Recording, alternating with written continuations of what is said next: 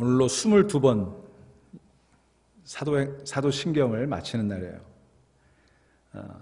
작년 가을부터 시작했으니까 꼬박 반년 동안 이 사도신경을 가지고 우리가 함께 수요일마다 묵상하고 또 공부하고 또 은혜를 많이 받았습니다. 이 사도신경 같은 교리적인 내용들을 가지고 설교한다는 것이 쉽지 않은 거였습니다. 지루하기도 하고요. 어렵기도 하고, 그래도 여러분들이 열심히 잘 참석해 주셔서 얼마나 고마운지 모르겠어요.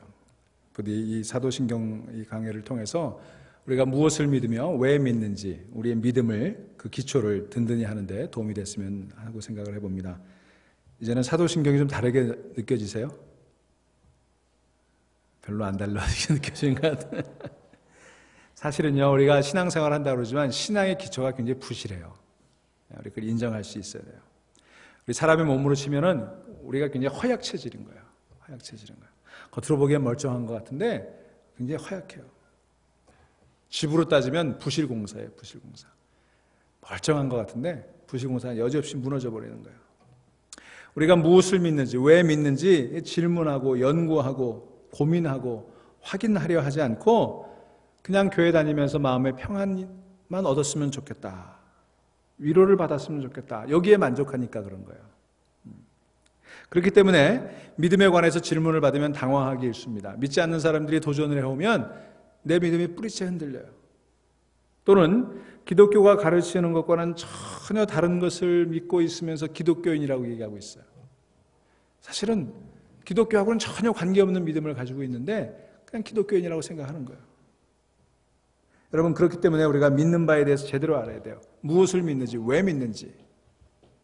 여러분, 우리가 값싼 은혜에 만족해서는 안 되는 거예요. 교회에 오면 위로해주고 덕담해주고 복받으라고 그러고 그런 값싼 은혜에 만족해서는 안 된다고 하는 것입니다. 여러분, 쉽게 믿지 마세요. 쉽게 믿지 마세요. 제가 늘 농담처럼 얘기하지만 덮어놓고 믿지 마시고 펼쳐놓고 믿으세요. 씨름도 해보고 도전도 해보고. 여러분, 때로 어렵고 지루하다고 해도 우리가 믿는 바에 대해서 정말 배워야 돼요. 고민해야 되는 것입니다. 여러분, 성경에 보면 우리만 그랬던 건 아니에요. 우리만 그랬던 건 아니에요. 오랜 교회사를 통해서 어느 시대마다 사람들이 다 그랬어요. 그래서 이 성경에도요, 믿는 바, 자신이 믿는 바에 대해서 힘써 연구해라, 공부 좀 해라, 그런 권면들이 있습니다. 여러분, 고린도전서 14장 20절 한번 찾아보실까요?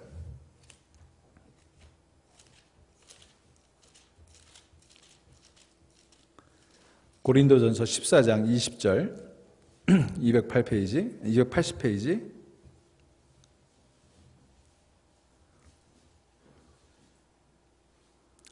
같이 읽습니다. 280페이지 고린도전서 14장 20절 형제들아, 지혜는 아이가 되지 말고 악에는 어린아이가 되라. 지혜는 장성한 사람이 되라 그랬어요. 여러분, 우리가 장성한 지혜를 가져야 되는 거예요. 이제 신앙생활을 좀 했으면. 또 히브리서 5장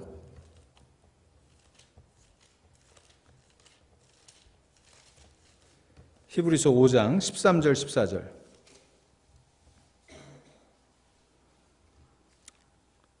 357페이지 히브리서 5장 13절 14절 같이 읽습니다. 시작.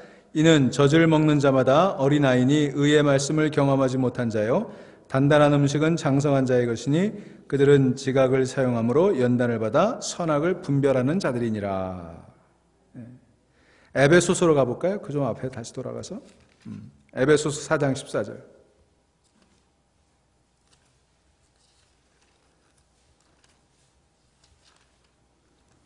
4장 14절 313페이지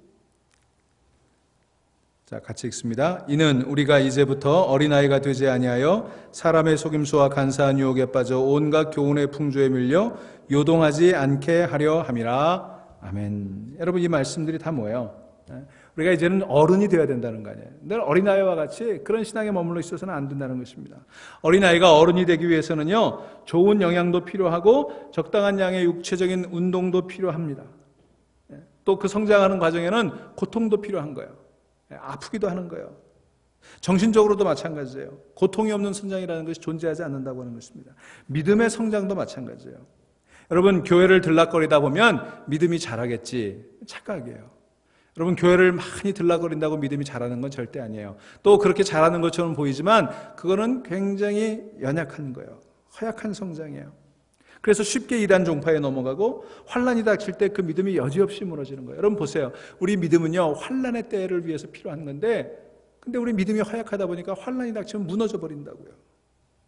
그래서 우리가 그 믿음이 성장하기 위해서 단단한 음식도 먹어야 되고 좀 힘겨운 운동도 해야 되는 거예요.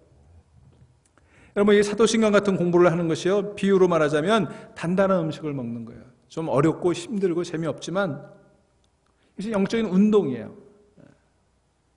자, 여러분, 이제 사도신경을 마치게 되는데 사도신경뿐만이 아니라 우리 믿음에 대해서 여러분들이 더 열심히 씨름하고 공부하고, 그래서 여러분의 믿음이 어린아이와 같은 믿음에서 정말 장성한 분량으로 성장할 수 있게 되기를 주의 이름으로 축원합니다. 그런 의미에서 여러분, 재미없고 지루한데도 열심히 수요일마다 와서 이 사도신경 설교를 들어주신 게 얼마나 고마운지 몰라요. 제가 정말 감사드립니다. 자, 그 마지막 시간이 왔어요. 항상 마지막 시간은 좋죠? 예. 수요 예배가 마지막은 아니에요. 사도신경이 마지막이에요. 예. 자, 사도신경 마지막은 어떻게 끝이 납니까? 몸이 다시 사는 것과 영원히 사는 것을 믿사옵나이다. 이렇게 끝이 나요. 우리가 지난 수요일에 몸의 부활, 몸이 다시 사는 것에 대해서 함께 은혜를 나눴죠. 그래서 오늘은 영생을 믿습니다 라고 하는 그 고백, 영원히 사는 것에 대한 고백을 함께 나누려고 합니다. 여러분은 영생을 믿으세요? 여러분, 영생 믿으세요? 예. 예수 그리스도를 믿으면 영원히 산다는 것을 믿으십니까? 예, 이거 믿으셔야 돼요. 영생이 있다는 것도 믿고 예수 그리스도를 통해서 영생을 얻는다는 것도 믿으셔야 돼요. 이 두 가지를 꼭 믿으셔야 돼요. 믿어도 아주 확실하게 믿으셨으면 좋겠어요. 그런데 자, 영생을 믿는 것을 확인하기 전에 우리가 확인할 게 있어요. 뭐냐 하면 지금 그 얘기를 하려고 그래요. 영생이 있다. 영생을 믿기 전에 확인해야 되는 게 있는데, 여러분, 요한복음 3장 16절은 다 기억하시죠? 뭐죠?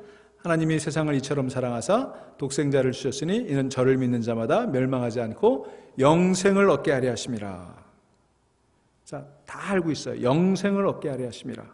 그런데 이 말씀에 전제가 있어요. 자, 그를 믿는 자마다 멸망하지 않고 라고 그랬어요. 이 말을 뒤집어 보면 뭡니까? 그를 믿지 않는 사람은 멸망한다, 그런 뜻이죠. 자, 그를 믿지 않는 사람은 멸망한다. 그를 믿는 자는 멸망하지 않는다. 그런데 여기 멸망하다라고 번역된 말이 헬라어로는 아폴루미라고 하는 말인데요, 이것은 죽는다, 사라진다, 잃어버린다, 그런 뜻이에요. 우리는 이 멸망한다는 말을 좀 벌받는다 이런 생각으로 이해하기 쉬운데 그 의미하고는 좀 달라요. 벌받는다는 의미는 아니고 사라져버린다는 거예요. 무슨 얘기냐 하면 지금 그 상태로 그대로 두면, 예수 믿지 않고 예수님을 온전히 믿지 않는 그 상태로 두면 죽어 없어질 운명이다, 그런 거예요. 따로 벌을 줄 필요가 없어요. 무슨 얘기인지 아시겠어요? 예수 안 믿는다고 따로 벌 줄 필요가 없어요. 그대로 두면 그냥 사라져 버리는 거예요. 멸망돼 버리는 거예요. 없어져 버리는 거예요. 우리 인간이라고 하는 존재가 하나님을 떠나면, 예수 그리스도를 통해서 새로운 삶을 얻지 못하면 그냥 그렇게 사라져 버리는 거예요. 그뿐만이 아닙니다. 예수님께서 요한복음 10장 10절에서 선한 목자의 비유를 말씀하시는데 그때 이렇게 말씀하세요. 내가 온 것은 양으로 생명을 얻게 하고 더 풍성히 얻게 하려는 것이다. 자, 여기 양들은 뭐예요? 우리들이죠. 우리 사람들이죠. 그러니까 주님께서는 양들이, 사람들이 생명을 얻게 하려 왔다, 그렇게 말씀하셨습니다. 이것도 뒤집어 보면 뭐예요? 예수님 없이는 생명이 없다는 뜻이에요. 생명을 주시려고 왔으니까 예수님 오시기 전에는 뭐예요? 생명이 없었다는 얘기죠. 다시 말하면 예수 그리스도 안에서 생명을 얻지 않으면 죽은 것이나 진배 없다는 것입니다.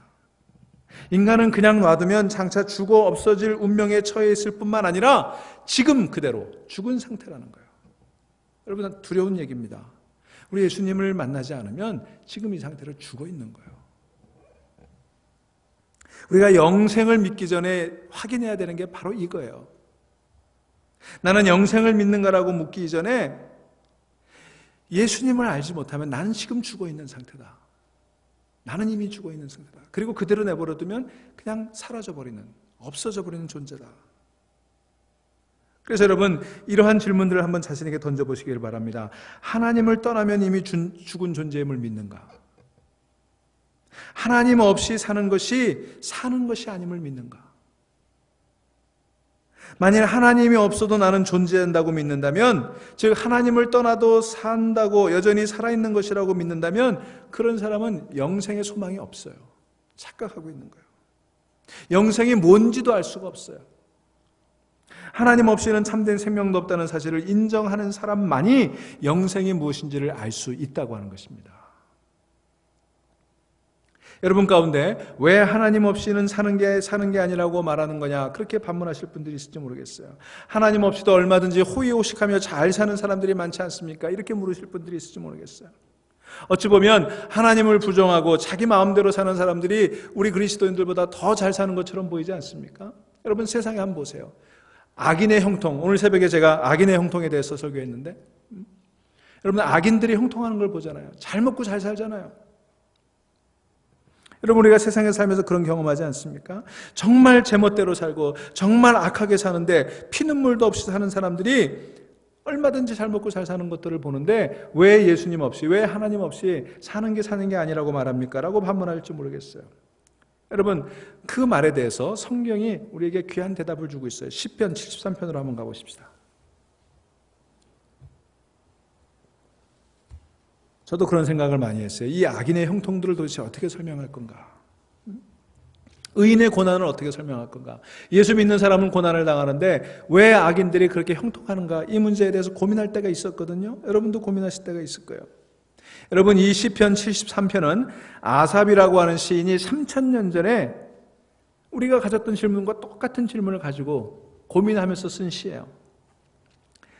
이 시인이, 아삽이라고 하는 시인이 악인의 형통에 대해서 탄식을 합니다. 여러분, 73편 4절부터 한번 보세요. 4절부터 9절까지.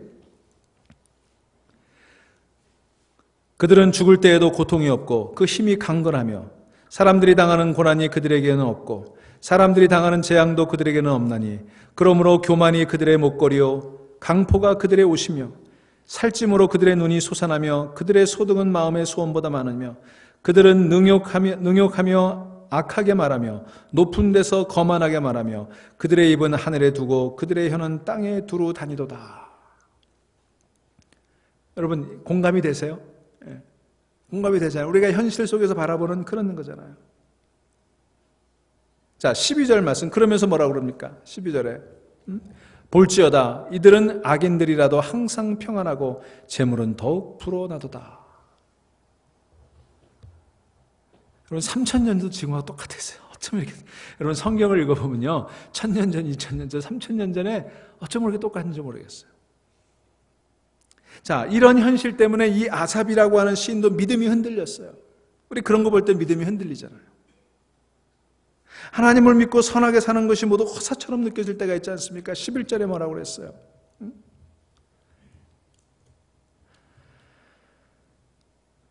말하기를 하나님이 어찌 알랴 지존자에게 지식이 있으랴 하는도다. 하나님을 믿는 게 다 허사라는 거예요. 나도 그들처럼 살아볼까 하고 싶은 유혹이 그의 마음을 흔들었다 그랬어요. 15절에 내가 만일 스스로 이르기를 내가 그들처럼 말하리라 하였다면 나는 주의 아들들의 세계에 대해 악행을 행하였으리이다. 나도 그렇게 살고 싶었다는 거예요. 여러분, 그렇지 않아요? 우리도? 그냥 눈 질끈 감고 그냥 하나님 없는 것처럼 살고 싶은 때가 있잖아요. 그런 마음이 불현듯 들 때마다 자기는 넘어질 뻔했다는 거예요. 2절 보세요. 나는 거의 넘어질 뻔하였고 나의 걸음이 미끄러질 뻔하였으니. 여러분, 이런 것 때문에 우리 믿음이 많이 흔들리잖아요. 넘어질 뻔하잖아요. 자, 여러분, 시인이 이 문제를 두고 씨름하고 번민합니다. 그러다가 한순간 그 모든 의혹과 번민으로부터 해방이 되는 거예요. 어떻게 그런 일이 일어날 수 있었을까? 여러분, 17절에서 시인이 이 고민에서 벗어나는 그 비결을 얘기하고 있어요. 17절 보시기 바랍니다. 같이 읽습니다. 하나님의 성소에 들어갈 때야 그들의 종말을 내가 깨달았나이다. 참 귀한 말씀이에요. 하나님의 성소에 들어가기 전까지 시인은 눈에 보이는 것밖에 보지 못했어요. 물질과 육신만을 보니 악인들이 형통하는 게 보였고 그게 부러워 보였고 그렇게 사는 것이 잘 사는 것처럼 보였다 이거예요. 하지만 하나님의 성소에 들어가 기도하던 중에 영의 눈이 열리고 말았어요. 마음의 눈이 열렸어요. 보이지 않던 것들이 보이기 시작했어요. 하나님이 보였고 하나님의 나라가 보였고 물질과 육신만이 전부가 아니라고 하는 것이 그때 깨달아진 거예요. 여러분, 성소에 오신 여러분들에게 오늘 저녁에 이 눈이 열리기를 주의 이름으로 축원합니다. 이게 열려야 되는 거예요. 그러고 나서 보니까 부러워 보였던 악인들이 불쌍해 보이기 시작했어요. 물질이 전부인 줄 알고 물질에 빠져 살다가 물질과 함께 썩어져 버릴 그들이 불쌍해 보이기 시작했다고요. 20절에 주님께서 깨어나실 때 그들은 한탄처럼 꿈처럼 자취도 없이 사라질 것이다. 그것을 알게 된 거예요. 그들은 그렇게 살다가 결국 멸망할 운명에 처해 있고 지금은 떵떵거리고 있지만 사실은 죽은 것이나 다름없다. 그게 깨달아졌다는 거예요. 이 사실을 깨닫고 시인은 악인들의 형통을 부러워했던 자기 자신이 너무도 부끄러워졌어요. 여러분, 이 부끄러움이 우리 가운데도 있기를 바랍니다. 그래서 22절에서 이렇게 기도하지 않습니까? 22절 보세요. 내가 이같이 우매무지함으로 주 앞에 짐승이 오니. 여러분, 우리가 이렇게 무지하게 살아갈 때가 얼마나 많이 있습니까? 여러분, 요즘 여러분들의 삶은 어떠세요? 여러분은 사는 것처럼 살고 계세요? 뿌듯한 생명력 같은 게 매일 느껴지십니까? 여러분, 최근에 이런 게 사는 거야 이렇게 감탄해 보신 적이 언제 있어요? 무엇이 만약에 그렇게 있다면 무엇이 그렇게 만들었습니까? 혹시 하는 일마다 잘 돼서 그랬습니까? 여러분이 즐기는 쾌락 때문에 그렇게 느끼셨습니까? 그렇다면 정말 그게 전부라고 생각하세요? 여러분, 인생이 정말 그런 것들을 위해서 지어졌다고 생각하십니까? 그게 진정으로 살아있다고 말할 수 있는가요? 아니면 요즘 사는 게 사는 것 같지 않다고 말하시는 분들은 없으십니까? 아무 의미도 없고 재미도 없는데 때가 되었다고 꾸역꾸역 음식을 입으로 집어넣는 자신이 참 한심스럽게 느껴질 때가 없으셨어요? 숨은 쉬고 있지만 살아있는 느낌이 없어서 살을 꼬집어보고 싶었던 그런 경험들은 없으셨냐고요? 이렇게 사느니 차라리 죽는 게 더 낫겠다는 그런 위험한 생각에 솔깃했던 적도 있으시지 않았습니까? 여러분, 사실 솔직히 말하면 우리는 때로 아주 가볍게라도 아니면 정말 어떨 때는 심각하게 이런 유혹을 느끼지 않습니까? 이런 고민을 하지 않습니까? 왜 그럴까? 프랑스의 철학자 파스칼이라고 하는 사람이 이렇게 설명을 했어요. 그것은 우리 안에 하나님께서 만들어 놓으신 우리 마음의 구멍 때문이다. 하나님이 만들어 놓은 구멍이 있다는 거예요. 우리 마음속에. 이 구멍, 이 공간이 채워지지 않으면 문득 고개를 들고 일어서는 그 죽은 것 같은 느낌을 멈출 수가 없다는 것입니다. 여러분, 우리 인간을 가리켜 피조물이라고 그러죠. 지으신 분이 있고 우리는 지음을 받은 사람들이에요. 우리의 창조자께서는 우리를 지으실 때 당신과의 관계를 위해서 우리에게 공간을 하나 만들어 놓으셨어요. 그 공간은 하나님과 우리를 위한 공간이에요. 이 공간을 하나님으로 채우지 않는 한 우리는 영원히 고독할 수밖에 없고 우리는 영원히 고통스러울 수밖에 없는 거예요. 여러분, 그것이 우리 존재의 중심에 자리를 잡고 있어요. 그것은 물질로도 채워지지 않고 명예로도 채워지지 않고 권력으로도 채워지지 않고 쾌락으로도 채워지지 않는 거예요. 수많은 사람들이 그것을 채워보고자 무진애를 썼지만 채워지지 못했던 거예요. 여러분, 그 공간은 우리가 하나님과 만나서 하나님과의 지속적인 사귐을 가질 때에만 채워지는 줄로 믿으시기를 바랍니다. 왜냐하면 하나님이 만들어 놓으신 공간이기 때문에 그래요. 그것이 채워지지 않으면 우리는 왠지 모를 허전함을 느끼고 외로움의 감정에 시달리고 버려진 것 같은 느낌을 받게 되고 길을 잃고 방황하는 것 같이 느껴지고 인생의 의미를 느끼지 못하게 되는 거예요. 이런 느낌은요, 착각도 아니고 속은 것도 아니에요. 그것은요, 우리에게 참 생명이 필요하다는 그런 SOS 신호예요. 여러분, 우리 몸에 물이 필요하면 갈증을 느끼듯이 우리 영혼이 하나님을 필요로 하기 때문에 그런 영혼의 갈증이 느껴지는 거예요. 여러분, 이 저녁에 또 여러분 신앙생활을 통해서 그 하나님을 위한 빈자리, 그 공간을 채울 수 있게 되기를 주의 이름으로 축원합니다. 하나님에게로 돌아가서 그분을 위한 자리가 채워져야만이 비로소 우리는 사는 것처럼 살게 되는 거예요. 여러분, 우리가 얼마나 잘 삽니까? 좋은 집 가지고 여러분, 우리 옛날에는, 우리 여러분 미국 오시기 전에 한국에서 한번 생각해 보세요. 지금처럼 살면 정말 천국에 사는 것처럼 그렇게 꿈꾸지 않으셨어요? 그 꿈 다 이루셨잖아요. 그런데 마음이 어떻던가요? 여전히 넓어진 집에 빈 공간만큼 그 공허함은 더 커져 버렸어요. 여러분, 그분의 자리가 채워져야만이 비로소 사는 것 같고 사는 맛을 느끼고 진실로 살아임을 느끼게 되는 줄로 믿으시기를 바랍니다. 우리의 본성을 감염시키고 있는 죄로부터 벗어나 하나님의 거룩한 뜻을 그때 비로소 이루며 살게 되는 거예요. 여러분, 쾌락을 위해 허비되는 인생은 반드시 환멸을 불러오게 돼 있어요. 그러나 하나님의 거룩한 뜻을 위해 사는 인생은 인생의 기쁨을 느끼게 될 줄로 믿습니다. 이 기쁨을 여러분 다 누릴 수 있게 되기를 바랍니다. 자, 오늘 우리는 이 사도신경 마지막 강해를 하면서 예수님께서 십자가에 달려 돌아가시기 전에 하나님께 기도드린 요한복음 17장을 읽었어요. 이 요한복음 17장이 예수님의 마지막 이제 하나님을 향한 기도였어요. 다시 읽습니다. 요한복음 17장 1절부터 3절. 아버지여, 때가 이르렀사오니 아들을 영화롭게 하사 아들로 아버지를 영화롭게 하게 하옵소서. 아버지께서 아들에게 주신 모든 사람에게 영생을 주게 하시려고 만물을 다스리는 권세를 아들에게 주셨음이로소이다. 영생은 그 유일하신 참 하나님과 그가 보내신 자 예수 그리스도를 아는 것이니이다. 여기서 예수님은요, 영생을 하나님과 예수 그리스도를 아는 것이다 이렇게 정의했어요. 여러분, 영생은 뭐예요? 하나님과 예수 그리스도를 아는 거예요. 여러분, 오늘 이거 꼭 기억하고 가세요. 하나님과 예수 그리스도를 아는 게 영생이다. 여기 안다라고 하는 표현을 썼는데요, 히브리어로 야다라고 하는 단어를 씁니다. 머리로 아는 게 아니라 몸으로 아는 걸 얘기하는 거예요. 체험으로 아는 걸 얘기하는 거예요. 여러분, 창세기 4장 1절에 보시면 아담이 자기의 아내 하와와 동침하니 그랬거든요. 여기 동침했다라고 하는 단어가 야다예요. 야다. 그러니까 부부가 동침을 하는 것과 같은 관계가 야다예요.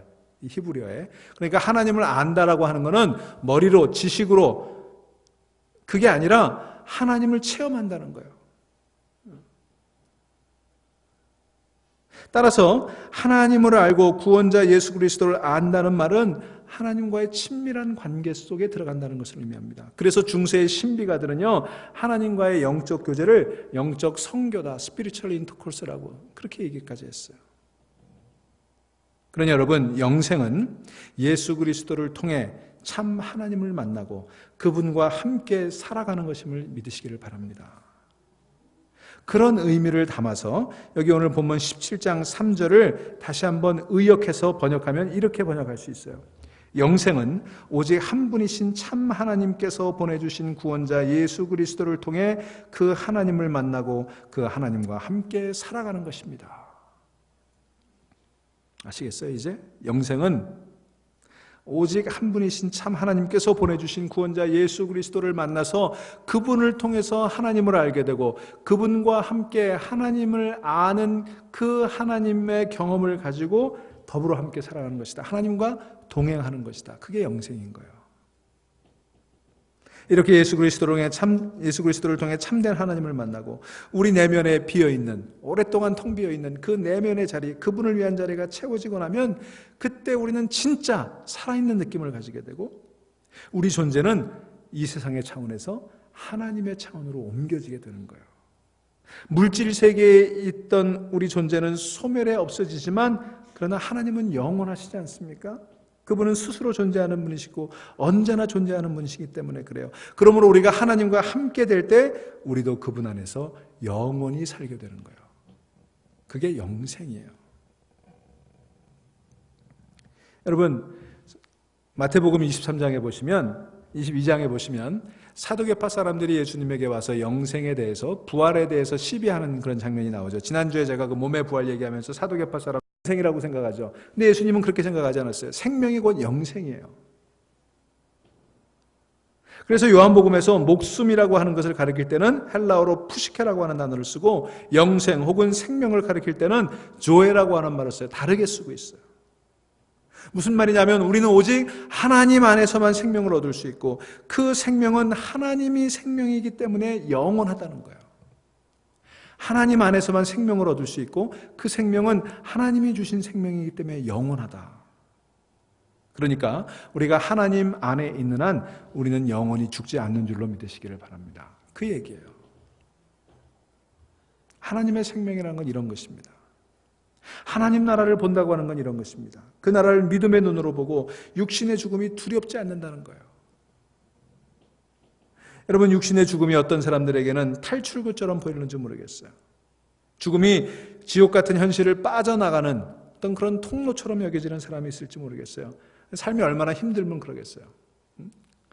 여러분, 그런 유혹받을 때가 있잖아요. 그냥 확 죽어버렸으면 좋겠다. 또 어떤 사람들에게는요, 죽음이 두려운 일이에요. 죽음이 두려운 일이에요. 하나님 안에서는 죽어도 죽는 것이 아님을 믿는 사람들에게는 육신의 죽음은 아쉬움을 느끼게 만드는 것입니다. 여러분, 혹시 기가 막힌 그런 장면들, 이런 자연 경관들을 대할 때마다 저는 그런 생각이에요. 주님 앞에 가는 것이 좋기는 하지만 이런 모습을 더 이상 보지 못하는 건 참 아쉬운 일이다. 그런 생각하게 되거든요. 여러분, 그렇긴 하지만 하나님의 나라를 진실로 믿는다면 죽음의 그 독침은 힘을 잃고 마는 거예요. 두려움도 사라지고 아쉬움도 사라져요. 여러분, 죽음 앞에 우리가 두 가지 반응을 보이거든요. 두려워하거나 아쉬워하거나. 제가 언젠가도 말씀드렸지만 제가 종종 보는 트래블 채널이나 이런 여행 채널이나 HD TV 같은 데를 보면 미국 사람들 얼마나 부자들이 화려하게 해놓고 사는지가 가끔 나오거든요. 몇 밀리언짜리 뭐 이런 여트들 같은 거, 또 무슨 별장 이런 걸 보면은 야, 천국이구나 이런 생각이 드는 거예요. 그때마다 드는 생각이, 야, 저 사람들은 절대로 죽을 수가 없겠다. 저걸 놓고 어떻게 죽을 수가 있을까? 저 같아도 그거 놓고 죽는다면 도저히 안 될 것 같아요. 그런 아쉬움 또는 두려움. 그러나 여러분, 우리가 하나님 앞에서 참 생명을 발견하고 나면 그런 아쉬움도 두려움도 사라지는 줄로 믿으시기를 바랍니다. 그래서 그런 아쉬움과 두려움이 사라지고 나면요, 이 땅에서 경험하는 모든 것은 하나님 나라에서 경험해야 될 것의 예고편에 불과한 거예요. 그래서 저는 빌립보서 1장 21절에 나오는 사도 바울의 저 유명한 고백을 늘 묵상합니다. 나에게는 사는 것이 그리스도니 죽는 것도 유익하니라. 여러분, 실로 바울은 믿음의 비밀을 알았던 사람이에요. 바울은 예수 그리스도를 통해서 참된 하나님을 만났고 그분과 사귀어 살면서 그로 인해 그 내면에 그분의 자리가 꽉 채워졌던 사람이었어요. 그것이 꽉 채워지고 나니까 그가 그전에 그토록 명예를 위해 허비했던 그 인생이 이제는 하나님을 위해 거룩하게 사용되는 인생으로 바뀌어버렸던 거예요. 예수 그리스도가 그의 삶의 이유가 되었고 삶의 목표가 되었고 삶의 힘과 원동력이 되었던 것입니다. 그렇게 살았기에 그는 매일매일 하나님의 임재를 경험했고 그 하나님의 임재를 느끼는 곳은 어디나 천국이었어요. 감옥에서도 천국을 느꼈고 풍랑이는 바다에서도 천국을 느꼈고 병상에 누워있을 때도 그는 천국을 느꼈던 거예요. 그 천국을 그는 뭐라고 표현했어요? 주 안에서, in the Lord. 그게 바울의 늘 고백이었어요. in the Lord. 그래서 그는 하나님 나라와 영원한 생명에 대해 추후의 의심도 없었던 것입니다. 여러분, 이 믿음이 여러분들에게 있으세요? 이 바울이 느꼈던 것 같은 그 믿음이 여러분들에게 있기를 바랍니다. 이 고백이 여러분들에게 나오기를 바랍니다. 지금 죽어도 하나님의 품에 안기리라는 믿음이 여러분들에게 있어야 되는 거예요. 죽는 것도 내게는 유익하다고 말할 수 있는 그 믿음이 있어야 되는 거예요. 하나님이 더 살라고 하시면 더 살겠지만 하나님이 부르시면 또 가겠다라고 하는 고백. 하나님이 여기서 살라고 해도 매일매일 하나님과 동행하면서 내 안에 하나님을 위한 자리가 꽉 채워져서 날마다 천국을 누리고 그리고 하나님 불러가시면 정말 그때는 영원한 내 집에서 또 그때의 기쁨을 느끼겠다. 여러분, 이런 믿음으로 살아가실 수 있기를 주의 이름으로 축원합니다. 여러분, 영생은요, 이 지긋지긋한 세상 끝내고 다음에 가는 게 아니에요. 이 땅에 지긋지긋한 사람은요, 다음 세상도 없습니다. 그러나 영원한 생명을 발견한 사람은 이 땅도 즐거워요. 기쁜 거예요. 왜? 하나님과 함께 있으니까. 여러분, 이 믿음, 이 고백까지 와야 우리가 예수 믿는다고 얘기할 수 있어요. 우리가 지금까지 사도신경을 통해서 전능하사 천지를 만드신 하나님 아버지를 믿고 독생자 예수 그리스도를 믿고 쭉 믿고 왔던 그 믿음은요, 여기서 완성되는 거예요. 여기까지 와야 되는 거예요. 이 땅에서 예수 그리스도와 함께 살면서 영생을 맛보고 죽어 영원한 생명에 이르고 새 하늘과 새 땅에서 몸으로 부활하는 그 영광에까지 참여하겠다라고 하는, 참여할 수 있다고 하는 그 길이 열렸다고 하는 그 믿음이 우리에게 있어야 우리의 믿음이 완성된다는 거예요. 여러분, 이 믿음과 이 고백이 우리에게 살아있으려면 오늘 그리고 내일 주님 안에서 주님을 위해서 살아가야 되는 줄로 믿으시기를 바랍니다. 여러분, 그리스 로마 신화에 티소누스라고 하는 인물의 이야기가 나와요. 그는 트로이의 왕과 물의 요정 스트리모가 만나서 태어났어요. 근데 어떤 여성이라도 한 번 보면 혹 하고 넘어갈 그런 아주 멋진 사람이었어요. 이 꽃보다 아름다운 이 남자에게 새벽의 여신이었던 에오스가 반해버리고 말았습니다. 사랑에 빠졌어요. 그래서 이 에오스는 모든 신들 중에 신인 제우스에게 가서 통사정을 합니다. 이 티소누스를 영원한 생명을 주십시오. 그래서 내가 그 티소누스와 이 에오스가 영원히 살 수 있게 좀 해주십시오. 영원한 사랑을 나누고 싶었던 거예요. 자, 그래서 그렇게 얻어냈어요. 근데 문제가 생겼어요. 에오스는 신이기 때문에 영생할 뿐만 아니라 늙지도 않아요. 근데 이 티소누스는 영생을 부여받았지만 인간이기 때문에 어떻게 돼요? 늙는 거예요. 여러분 한번 생각해 보세요. 늙으면서 죽지 않고 계속 늙어가는 건 복이에요, 재앙이에요? 네. 여러분, 제가 여러분들에게 묻습니다. 여러분 영생을 받으시기 원하십니까? 대답하세요. 영생 얻기를 원하십니까? 근데 지금처럼 계속 늙어가면서 영생 얻기를 원하세요? 아니죠. 여기서 우리의 영생에 대한 개념을 깨트려야 되는 거예요. 그래서 이 티소누스는 나중에 너무 고통스러워서 영생을 걷어가 달라고 얘기하는 거예요. 근데 한 번 주어진 영생이 없어지지 않는 거예요. 그래서 그가 날마다 고통하는 가운데 이 티소누스를 불쌍하게 여긴 에오스가 그를 귀뚜라미를 만들어줬어요. 그래서 그가 귀뚜라미가 되어서 지금도 그렇게 구슬프게 운다고 하는 거예요. 여러분, 이 이야기는 영생에 대해서 우리에게 많은 것들을 생각하게 해줍니다. 예수 그리스도 안에서 우리가 얻은 영생은요, 속이 텅 빈 생명이 한도 끝도 없이 지속되는 그런 게 아니에요. 우리 지금 이 모습 그대로 그냥 계속 죽지 않고 이어지는 그런 시간의 연장이 아니에요. 시간을 무한히 늘려놓은 게 영생이 아니에요. 여러분 착각하시면 안 돼요. 죽지 않고 계속, 여러분 죽지 않고 이 모습 그대로 계속 이 꼴로 살고 싶으세요? 나는 그러고 싶지 않아요. 여러분 어떠신지 모르겠어요. 여러분 영생은요 그런 게 아닙니다. 영생은요 이제까지 살았던 것과는 다른 진짜 삶을 살게 되는 거예요. 진짜 삶을 살게 되는 거.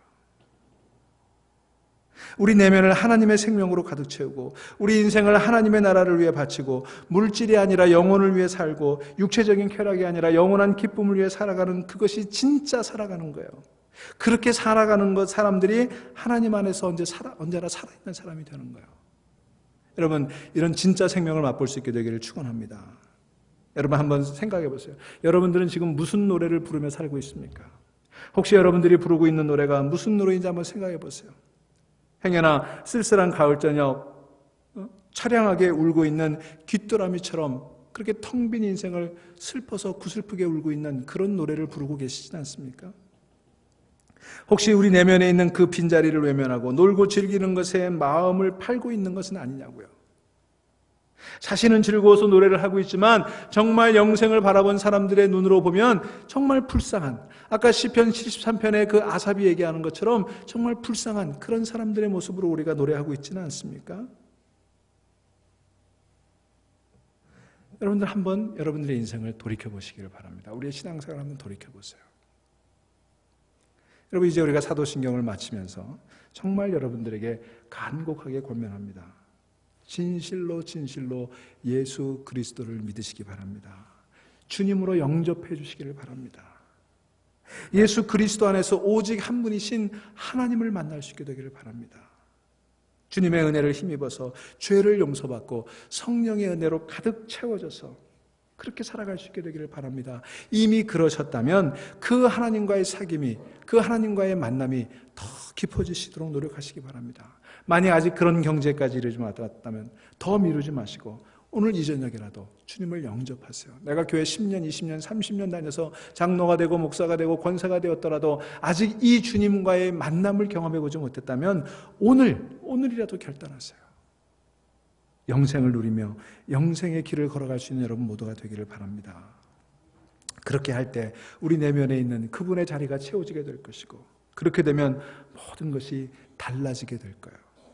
하나님 나라를 보았으니 물질의 세계가 전부가 아니라는 것을 알게 될 것이고, 하나님 뜻을 알았으니 내 욕심만 차리는 것이 그게 인생의 목적이 아님을 알게 될 것이고, 그렇게 되면 우리 노래는 귀뚜라미의 찬양한 노래와 같은 그런 노래가 아니라 정말 신령한 기쁨과 환희가 넘치는 그런 노래가 되지 않겠습니까? 그렇게 오늘도 내일도 노래하면서 찬송하면서 천국으로, 지금도 천국의 삶을 살고 그리고 영원한 본향을 향해 날마다 걸어가는 여러분의 복된 삶이 되시기를 간절히 소망합니다.